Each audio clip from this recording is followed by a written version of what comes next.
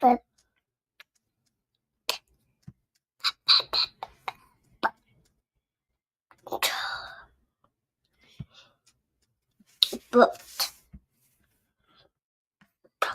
Welcome to the MasterMind Library. They call me Ferdinand, the bringer of balance, leader of many disciplines, and your host of the MasterMind Library podcast, the home of the MasterMind Book Club. And I'm here with one of my co-hosts, Trigger.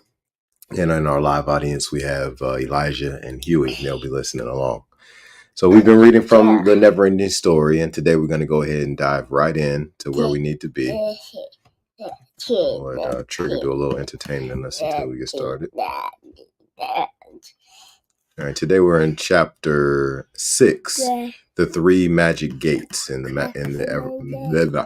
NeverEnding Story. We've had some great pieces of information revealed to us as we've been reading. So let's go ahead and dive right in. Okay, let's make sure it's big enough for everybody. All right, that is an F. Falcor was still sound asleep when Ingiwook brought Atreyu back to the gnome's cave. In the meantime, Urgel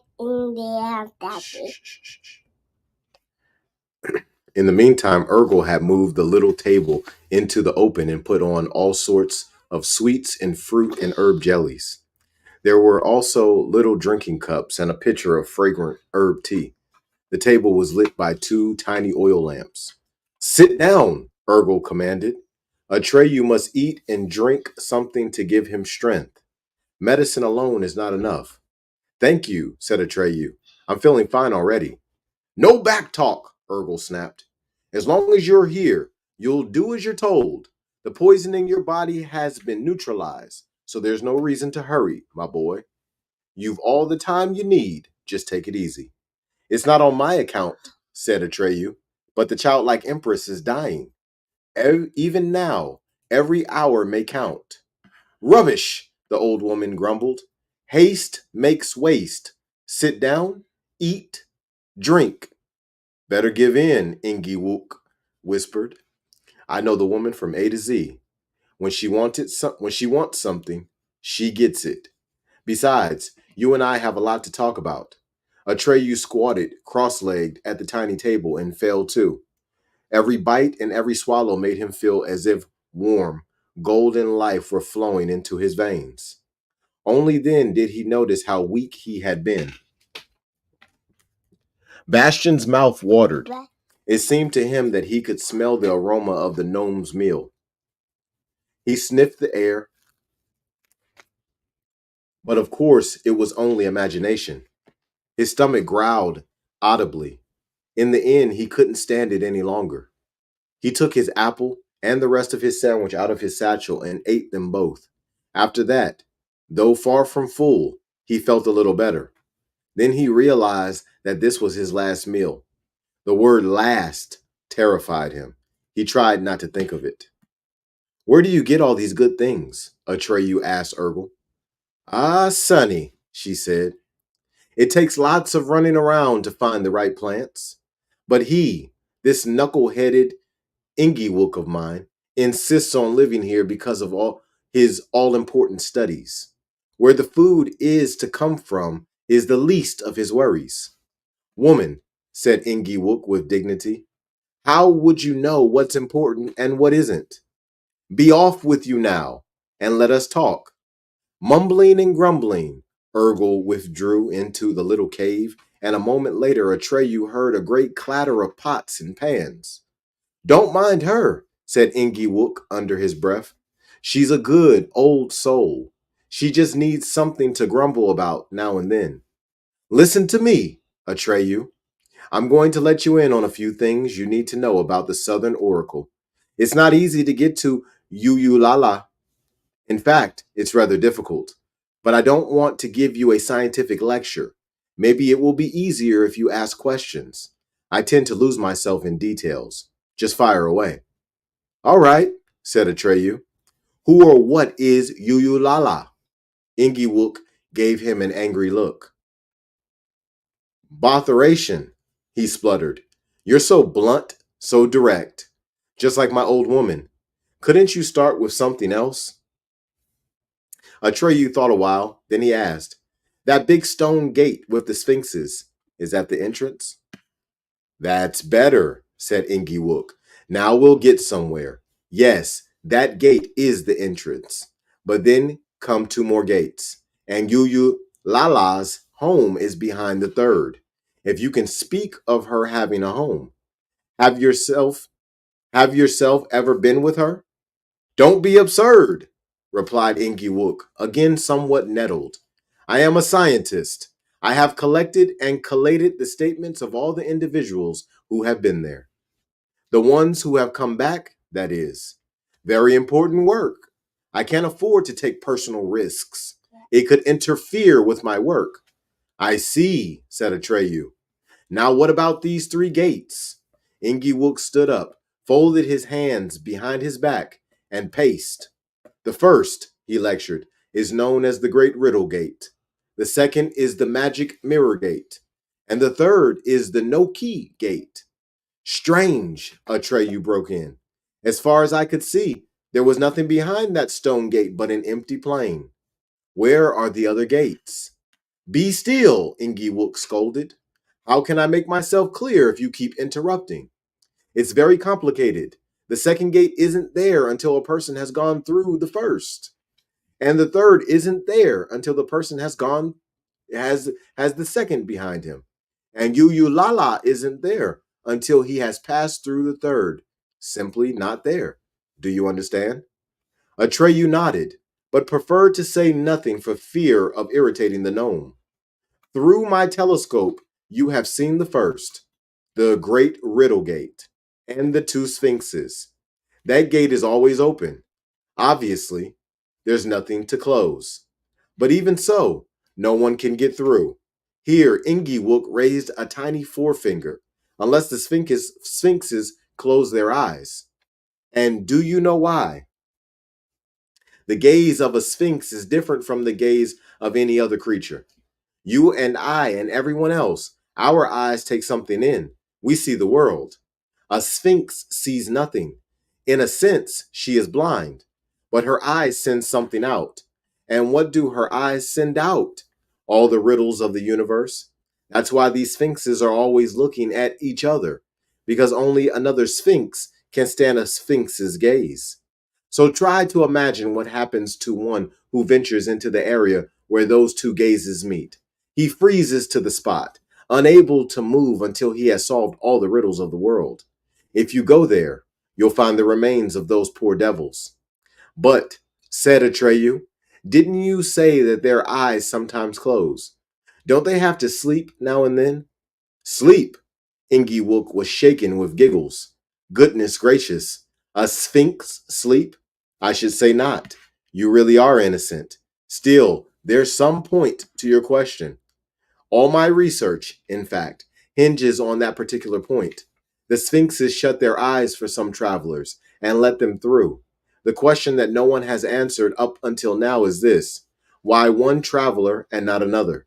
Because you mustn't suppose they let wise, brave, or good people through and keep the stupid, cowardly, and wicked out. Not a bit of it. Not a bit of it. With my own eyes, I've seen them admit stupid fools and treacherous knaves, while decent, sensible people have given up after being kept waiting for months.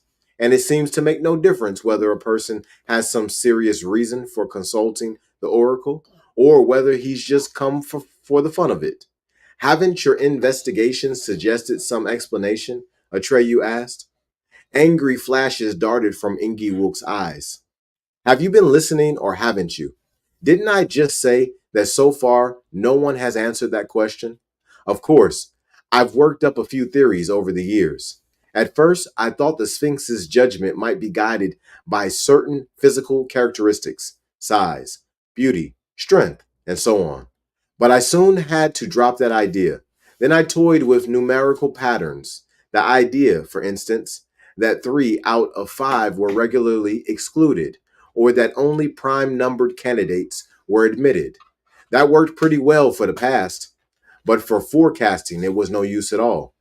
Since then, I've come to the conclusion that the Sphinx's decision is based on pure chance and that no principle whatever is involved. But my wife calls my conclusion scandalous, unfantasian, and absolutely unscientific. Are you starting your old nonsense again? Came Urgel's angry voice from the cave. Shame on you. Such skepticism only shows that the bit of brain you had once has dried up on you. Hear that? Said Ingiwook with a sigh. And the worst of it is that she's right. What about the childlike empress's amulet? Atreyu asked. Do you think they'll respect it? They too are natives of Fantasia, after all. Yes, I suppose they are, said Ingiwook, shaking his apple-sized head. But to respect it, they'd have to see it. And they don't see anything. But their gaze would strike you. And I'm not so sure the Sphinxes would obey the childlike empress. But they are greater than she is. I don't know. I don't know. Anyway, it's most worrisome. Then what do you advise? Atreyu asked. You will have to do what all the others have done. Wait and see what the Sphinxes decide, without hoping to know why. Atreyu nodded thoughtfully. Urgel came out of the cave. In one hand, she held a bucket with some steaming liquid in it, and under her other arm, she was carrying a bundle of dried plants. Muttering to herself, she went to the luck dragon, who was still lying motionless, fast asleep. She started climbing around on him and changing the dressing on his wounds. Her enormous patient heaved one contented sigh and stretched otherwise. He seemed unaware of her ministrations. Couldn't you make yourself a little useful? She said to Ingiwook as she was hurrying back to the kitchen. Instead of sitting around like this, talking rubbish. I am making myself extremely useful, her husband called after her. Possibly more useful than you. But that's more than a simple-minded woman like you will ever understand. Turning to Atreyu, he went on. She can only think of practical matters. She has no feeling for the great overarching ideas. The clock in the belfry struck 3. By now, Bastion's father must have noticed, if he was ever going to, that Bastion hadn't come home. Wouldn't he worry? Maybe he'd go looking for him. Maybe he had already notified the police. Maybe calls had gone out over the radio. Bastion felt a sick pain in the pit of his stomach. But if the police had been notified, where would they look for him? Could they possibly come to this attic? Had he locked the door when he came back from the toilet? He couldn't remember. He got up and checked. Yes, the door was locked and bolted. Outside, the November afternoon was drawing to a close. Ever so slowly, the light was failing. To steady his nerves, Bastion paced the floor for a while. Looking about him, he discovered quite a few things one wouldn't have expected to find in a school. For instance, a battered old Victrola with a big horn attached. God only knew when and by whom it had been brought here. In one corner, there were some paintings in ornate gilt frames. They were so faded and hardly anything could be made out, only here and there a pale, solemn-looking face that shimmered against a dark background. And then there was a rusty, seven-armed candelabrum, still holding the stumps of thick wax candles bearded with drippings. Bastion gave a sudden start, for looking into a dark corner he saw someone moving. But when he looked again, it dawned on him that he had only seen himself, reflected in a mirror that had lost half its silvering. He went closer and closer. He went closer and looked at himself for a while. He was really nothing much to look at, with his pudgy build and his bow legs and pasty face. He shook his head and said aloud, "No!" Then he went back to his mats. By then, it was so dark that he had to hold the book up to his eyes. Where were we? Ingiwook asked. At the great riddle gate, Atreyu reminded him. Right. Now suppose you've managed to get through. Then, and only then, the second gate will be there for you. The magic mirror gate. As I've said, I myself have not been able to observe it. What I tell you has been gleaned from travelers' accounts. This second gate is both open and closed. Sounds crazy, doesn't it? It might be better to say neither closed nor open, though that doesn't make it any less crazy. The point is that this gate seems to be a big mirror or something of the kind, though it's made neither of glass nor of metal. What it is made of, no one has ever been able to tell me. Anyway, when you stand before it, you see yourself, but not as you would in an ordinary mirror. You don't see your outward appearance. What you see is your real innermost nature. If you want to go through, you have to, in a manner of speaking, go into yourself. Well, said Atreyu, it seems to me that this magic mirror gate is easier to get through than the first. Wrong, cried Ingiwook. Once again, he began to trot back and forth in agitation. Dead wrong, my friend. I've known travelers who considered themselves absolutely blameless to yelp with horror and run away at the sight of the monster grinning out of the mirror at them. We had to care for some of them for weeks before they were even able to start home. We, growled Urgle, who was passing with another bucket. I keep hearing we. When did you ever take care of anybody? Ingiwook waved her away. Others, he went on lecturing, appeared to have seen something even more horrible, but had the courage to go through. What some saw was not so frightening, but it still caused every one of them an inner struggle. Nothing I can say would apply to all. It's a different experience each time. Good, said Atreyu. Then at least it's possible to go through this magic mirror gate. Oh, yes, of course it's possible, or it wouldn't be a gate. Where's your logic, my boy? But it's also possible to go around it, said Atreyu, or isn't it? Yes, indeed, said Ingiwook. Of course it is. But if you do that, there's nothing more behind it. The third gate isn't there until you've gone through the second. How often do I have to tell you that? I understand. But what about this third gate? That's where things get really difficult. Because, you see, the no key gate is closed, simply closed. And that's that. There's no handle and no doorknob and no keyhole. Nothing. My theory is that this single, hermetically closed door is made of Fantasian selenium. You may know that there's no way of destroying, bending, or dissolving Fantasian selenium. It's absolutely indestructible. Then there's no way of getting through. Not so fast. Not so fast, my boy. Certain individuals have gone through and spoken with Uyulala, so the door can be opened. But how? Just listen. Fantasian selenium reacts to our will. It's our will that makes it unyielding. But if someone succeeds in forgetting all purpose, in wanting nothing at all, to him the gate will open of its own accord. Atreyu looked down and said in an undertone, if that's the case, how can I possibly get through? How can I manage not to want to get through? Ingiwook sighed and nodded and sighed. Just what I've been saying. The no key gate is the hardest. But if I succeed after all, Atreyu asked, will I then be in the Southern Oracle? Yes, said the gnome. But who or what is Lala? No idea, said the gnome, and his eyes sparkled with fury. None of those who have reached her has been willing to tell me. How can I be expected to complete my scientific work if everyone cloaks himself in mysterious silence? I could tear my hair out if I had any left. If you reach her, Atreyu, will you tell me? Will you? One of these days my thirst for knowledge will be the death of me, and no one is willing to help.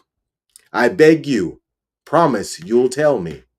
Atreyu stood up and looked at the great riddle gate, which lay bathed in moonlight. I can't promise you that, Ingiwook, he said softly, though I'd be glad to show my gratitude. But if no one has told you who or what Lala is, there must be a reason.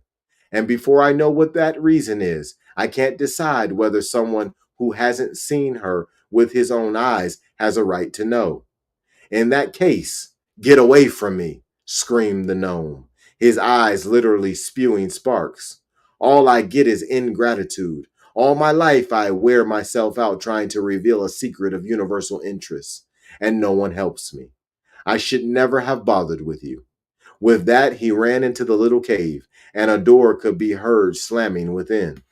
Urgle passed Atreyu and said with a titter, "The old fool means no harm, but he's always running into such disappointments with his ridiculous investigation of his own. He wants to go down in history as the one who has solved the great riddle, the world famous gnome Ingiwook. You mustn't mind him." "Of course not," said Atreyu. "Just tell him I thank him with all my heart for what he has done for me. And I thank you too. If it's allowed, I will tell him the secret if I come back." "Then you're leaving us?" Urgle asked. "I have to," said Atreyu. "There's no time to be lost. Now I shall go to the oracle. Farewell. And in the meantime, take good care of Falcor, the luck dragon." With that, he turned away and strode toward the great riddle gate. Urgle watched the erect figure with the blowing cloak vanish among the rocks and ran after him, crying, "Lots of luck, Atreyu." But she didn't know whether he had heard or not. As she waddled back to her little cave, she muttered to herself, "He'll need it all right. He'll need lots of luck."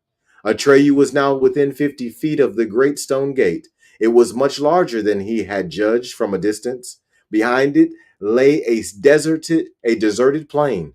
There was nothing to stop the eye, and Atreyu's gaze seemed to plunge into an abyss of emptiness. In front of the gate and between the two pillars, Atreyu saw only innumerable skulls and skeletons, all that was left of the varied species of Phantasians who had tried to pass through the gate but had been frozen forever by the gaze of the sphinxes. Let's see how much we got left. Oh, we got a little bit left. All right, so let's see where we are. But it wasn't these gruesome reminders that stopped Atreyu. What stopped him was the sight of the sphinxes. He had been through a good deal in the course of the great quest. He had seen beautiful things and horrible things.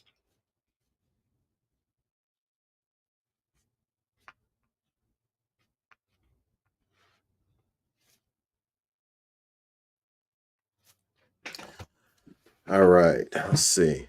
He had He had been through a great deal in the course of the great quest. He had seen beautiful things and horrible things. But up until now, he had not known that one and the same creature can be both, that beauty can be terrifying. The two monsters were bathed in moonlight, and as Atreyu approached them, they seemed to grow beyond measure. Their heads seemed to touch the moon, and their expression as they looked at each other seemed to change with every step he took.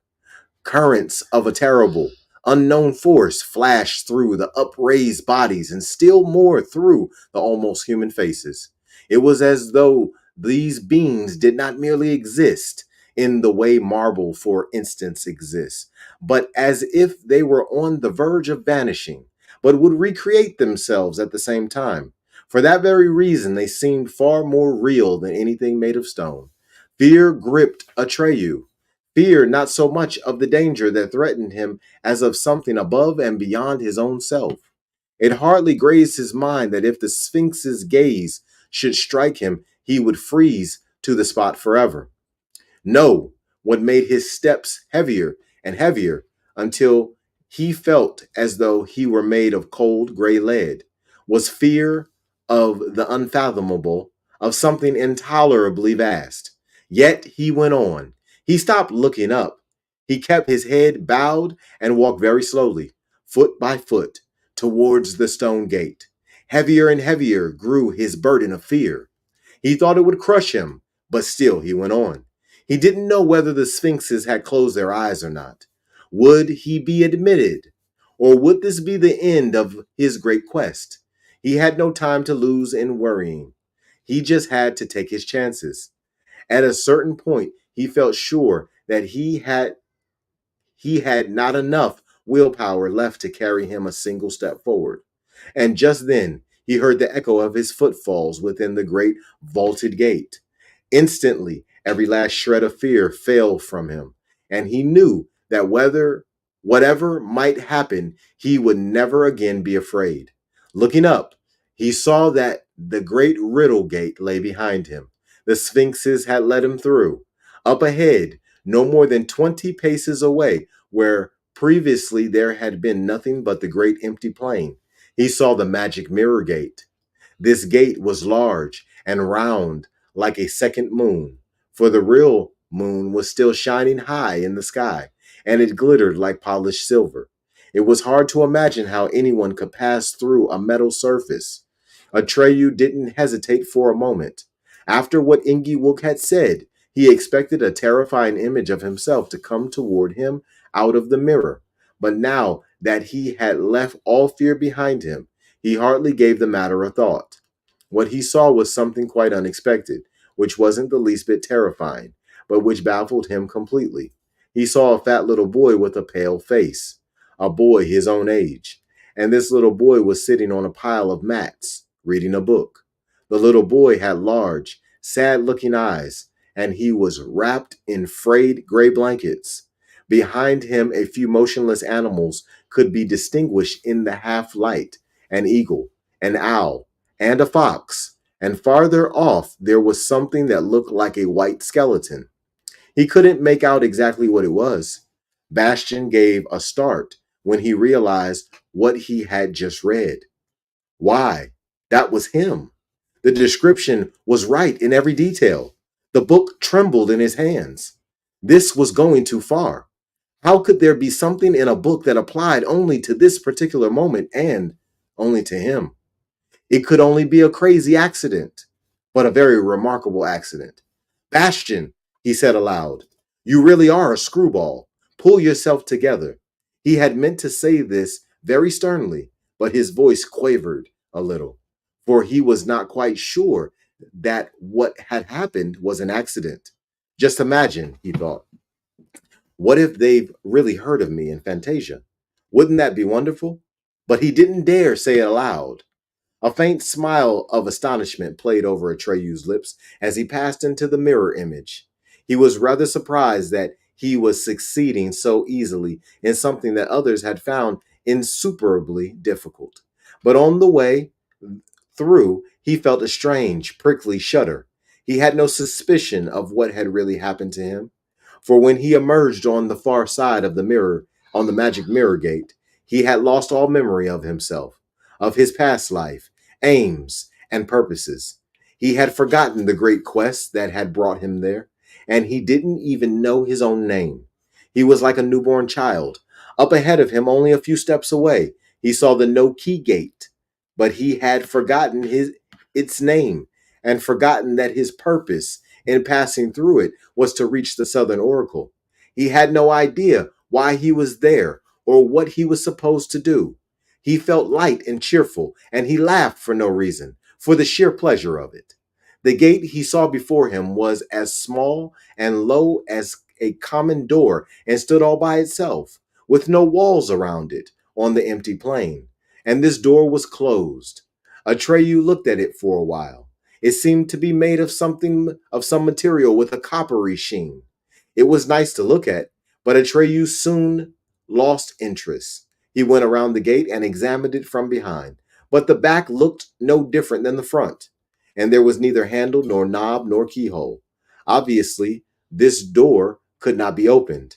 And anyway, why would anyone want to open it, since it led nowhere and was just standing there? For behind the gate there was only the wide, flat, empty plain. Atreyu felt like leaving. He turned back, went around the magic mirror gate, and looked at it for some time without realizing what it was. He decided to go.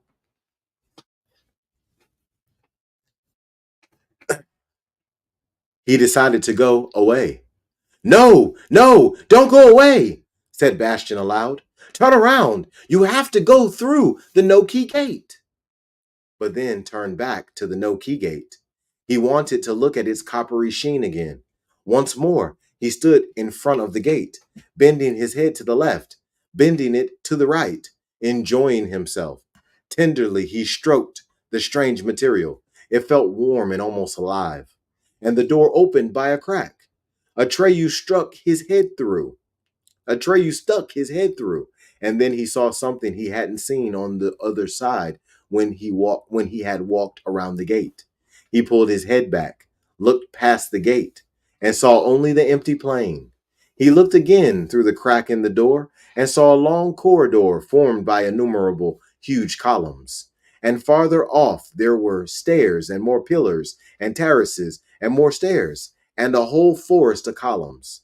But none of these columns supported a roof, for above them, Atreyu could see the night sky. He passed through the gate and looked around him with wonderment. The door closed behind him. The clock in the belfry struck 4. Little by little, the murky light was failing. It was getting too dark to read by. Bastian put the book down. What was he to do now? There was bound to be electric light in this attic. He groped his way to the door and ran his hand along the wall, but he couldn't find a switch. He looked on the opposite side, and again there was none. He took a box of matches from his trouser pocket. He always had matches on him, for he had a weakness for making little fires. But they were damp, and the first 3 wouldn't light. In the faint glow of the 4th, he tried to locate a light switch, but there wasn't any. The thought of having to spend the whole evening and night here in total darkness gave him the cold shivers. He was no baby, and at home or in any other familiar place, he had no fear of the dark. But his enormous attic, with all these weird things in it, was something else again. The match burned his fingers, and he threw it away. For a while, he just stood there and listened. The rain had let up, and now he could barely hear the drumming on the big tin roof. Then he remembered the rusty, 7-armed candelabrum he had seen. He groped his way around the room, found the candelabrum, and dragged it to his pile of mats. He lit the wicks in the thick stubs, all 7, and a golden light spread. The flames crackled faintly and wavered now and then in the draft. With a sigh of relief, Bastian picked up the book. And that concludes chapter 6.